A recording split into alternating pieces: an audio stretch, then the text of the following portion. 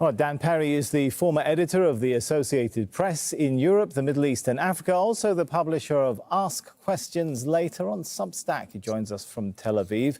So, Dan, at this point, we understand the bodies are kind of halfway there, I think we can say. They've been handed over to the ICRC. Does this mean where the ceasefire is back on track? I think Israel said the ceasefire is back on track as long as, of course, the bodies keep arriving. This still leaves us, I believe, with 11 hostage bodies still to be accounted for. And I think we will continue to see these mini resumptions of the war as pressure on Hamas to return all the bodies if Hamas continues to take their time in returning all the bodies. And obviously, you can present a reasonable sounding argument that Gaza's in ruins and it's difficult to exhume them, but I can assure you that the Israelis don't believe it. They think Hamas is purposely dragging this out to buy time, that they're playing games, that they're trying to do psychological terrorism on the families. This is how they feel. They refuse to believe it. It's true that from the beginning, there were indications that Hamas might have misplaced some of the bodies, but I think the Israelis were assuming that was 2, 3, maybe 4, and I believe that's also what the Americans were assuming. So that 2/3 of the bodies were missing in the first week, and now by piecemeal, they're miraculously discovered. This looks like machinations, and the Israelis, in their skepticism, are responding accordingly.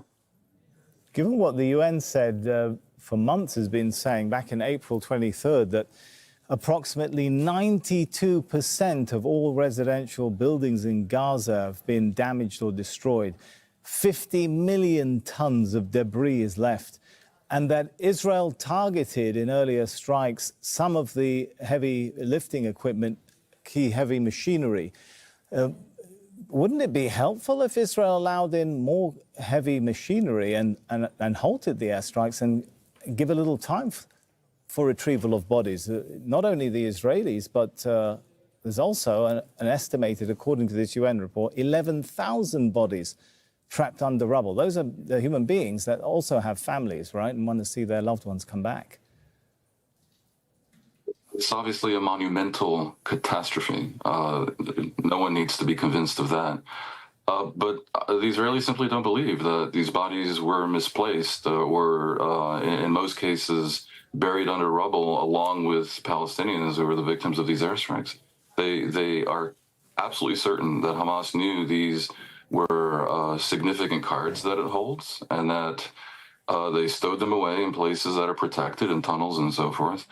And that currently the idea that they need to be found is a mountain of lies. I myself don't know.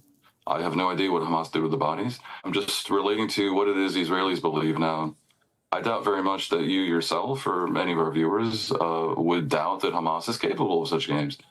It's a very dangerous thing to be doing if that is indeed what's happening.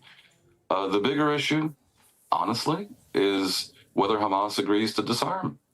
Even if the bodies issue is resolved, Israel will be very much tempted to resume the war if it turns out that the deal that they think they agreed to, which was a 20 points that includes Hamas disarming, turned out to be simply a hostages for end of war deal, which Netanyahu has been resisting for the past year and a half or two. It is true that that deal alone was supported by the majority of the Israeli people. But it was not supported by the government. So when they agreed to the Trump plan, the assumption was not only that the bodies would be returned together with the live hostages immediately, but that Hamas would agree to disarm and evacuate the Strip in favor of a civilian government backed up by the region and the world and all the rest of the points that we know very well. There is no public evidence that Hamas has actually agreed to that. So I have grave concerns that the ceasefire may indeed fall apart. How much support is there within the Israeli cabinet at this point to go on with the ceasefire, and for how long? With the exception of the two far-right parties, Ben-Gvir and Smotrich, that have become almost the world celebrity Jewish right-wing fanatics, most of them support it. But if you confront the cabinet and many people in the street with a question what to do if it turns out that it was all untrue and Hamas is not disarming, rather they're consolidating their control and running around massacring opponents, then that's a real open question. And then it comes back to the U.S. Because for Israel to resume the war in earnest would require the permission of the U.S. I'm not so sure that will be forthcoming, even if it turns out that Hamas played a trick and is not intending to disarm. There will be other methods, I think, discussed to compel Hamas to indeed disarm, but I fear most of those will involve more suffering for the Palestinians. I mean, I think they're going to try to smoke out Hamas. Should there also be pressure, if we would really want an end to this, and disarming Palestinian armed groups? Should there not also be a similar clear commitment for Israel to allow national self-determination for Palestinians to have the same equal human rights that Israelis have and not have to live under siege and occupation, something that endured for decades before October the 7th, right? I mean, that's a self-affirming statement. No one could possibly say no, the Palestinians shouldn't have equal rights. I can only give you my analysis that for the Israelis to agree to a military pullout from the West Bank, which is what you're really talking about, that's a significant security risk. I don't think viewers know. That would leave Israel 9 miles wide at its narrowest point. The West Bank, from the West Bank, you can see the towers of Tel Aviv. It surrounds Jerusalem on 3 sides. For them to agree to do this and give the Palestinians these national rights that you're so passionate about, there cannot be. But we should all be passionate. It's not possibility. personal, like human rights, right? That's something. No. Sammy, when it comes to security, do you understand the Palestinians' concerns that they might see after suffering a genocide, as well as decades of occupation, that there is a security risk to them, right? So, allow me to answer. Genocide is highly debatable, and I do not think there was a genocide. There was tremendous, awful suffering and massive death.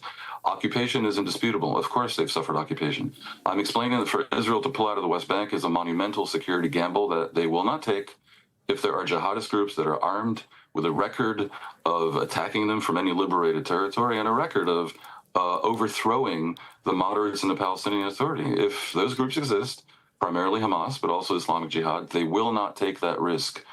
Right. Now, I would also distinguish between individual human rights and national rights to have a country. A lot of groups can claim a national right, from the Kurds to the Catalans to a million other groups in the world. Not all of them, sadly, actually have a country.